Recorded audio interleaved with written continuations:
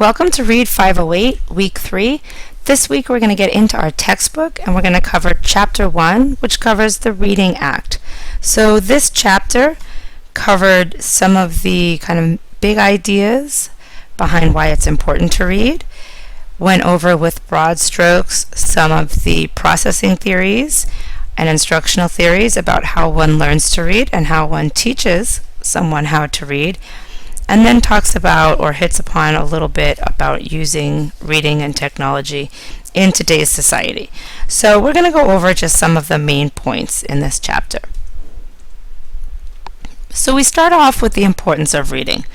So I doubt that anyone taking this class in particular would deny that reading is essential to functioning successfully in a literate society, right? And a literate society is exactly what we have here in the United States and in the developed world.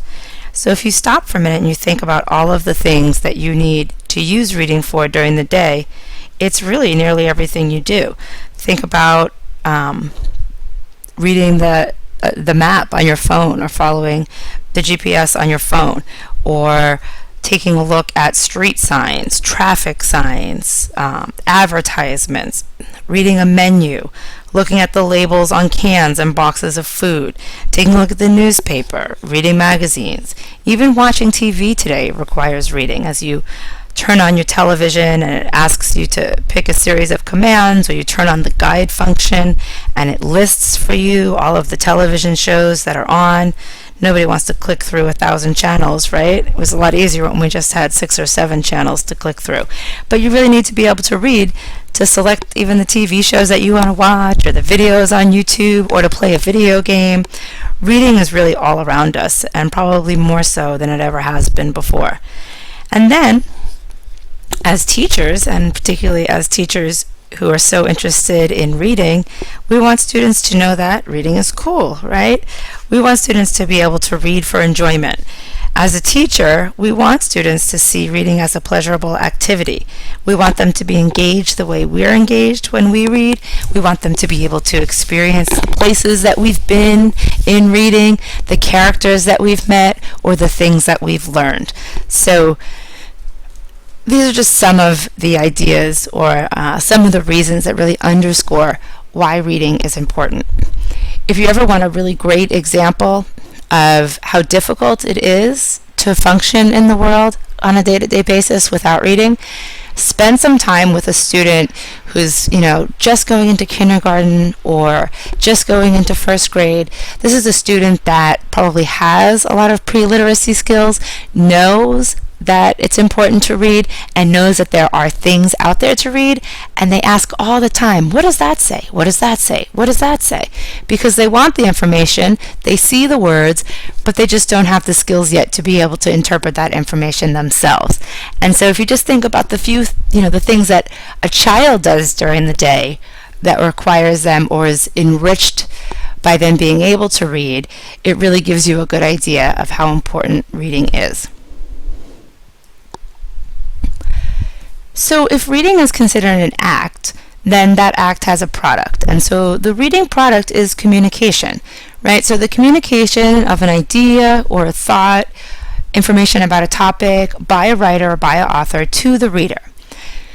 How that communication is carried out is a combination of text-based characteristics and reader-based characteristics. So the text-based characteristics are essentially how that information is displayed, pictures that support it, the text that's printed, the actual words used, all of those things that are based in the text, the topic covered.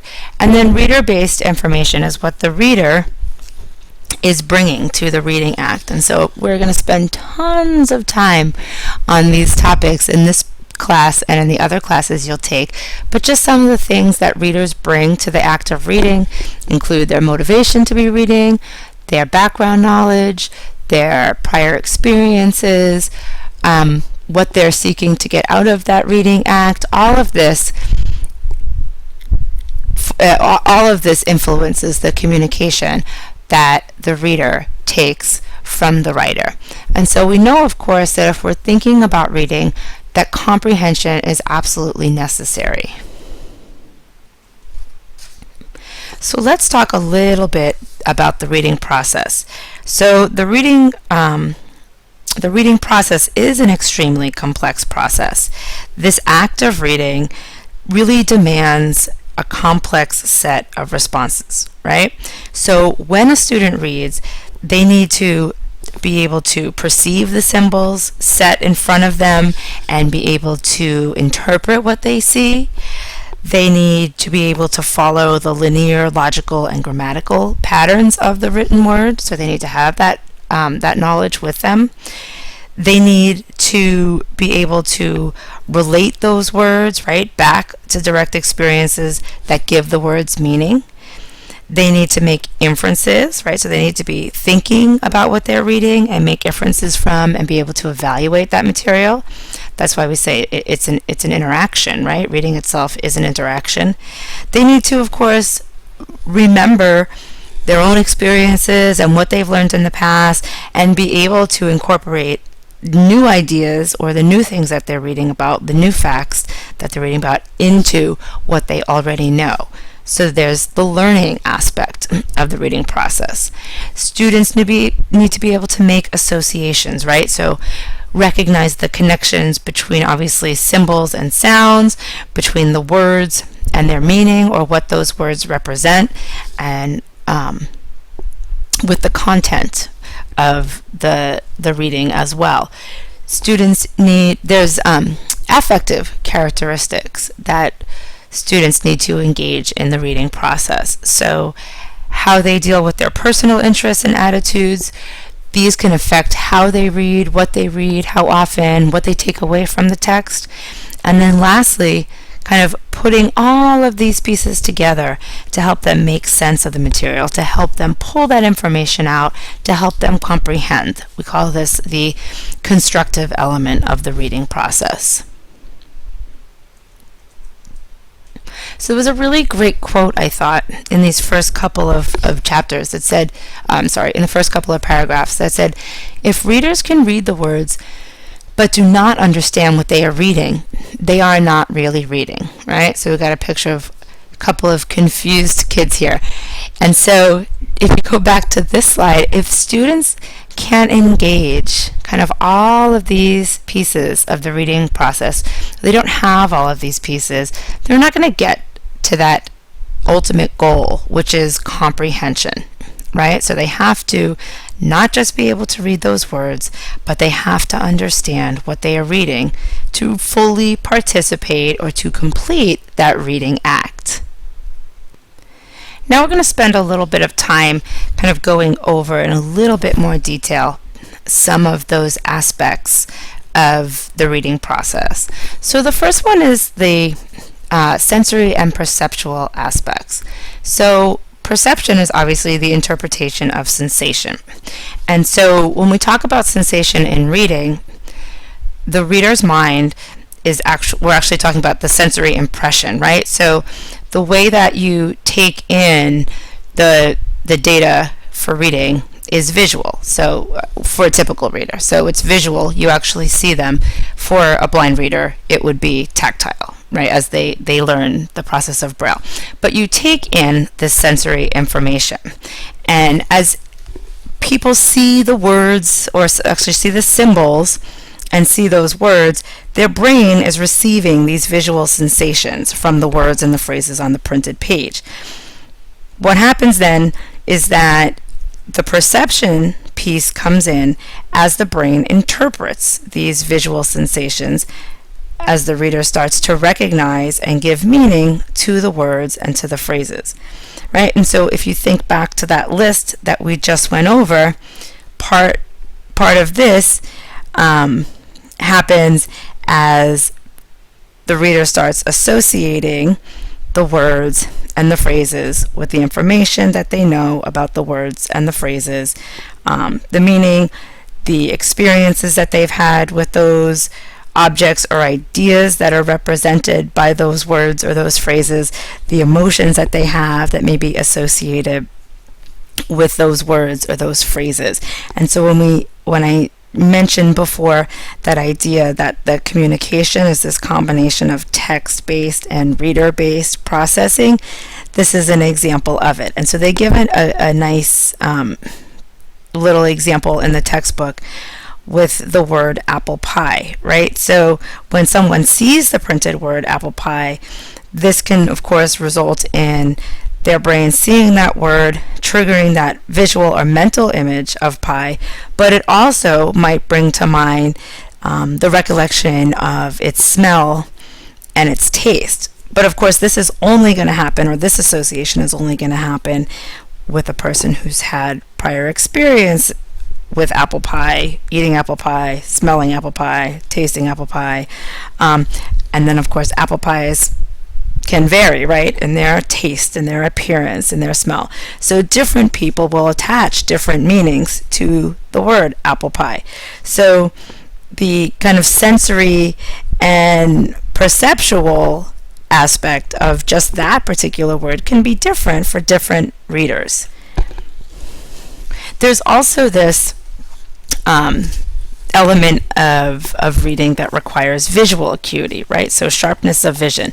So readers need to be able, in order to help interpret the sensory data that they're taking in, they need to be able to focus their eyes on the page of print. So this is part of that text-based processing that's there.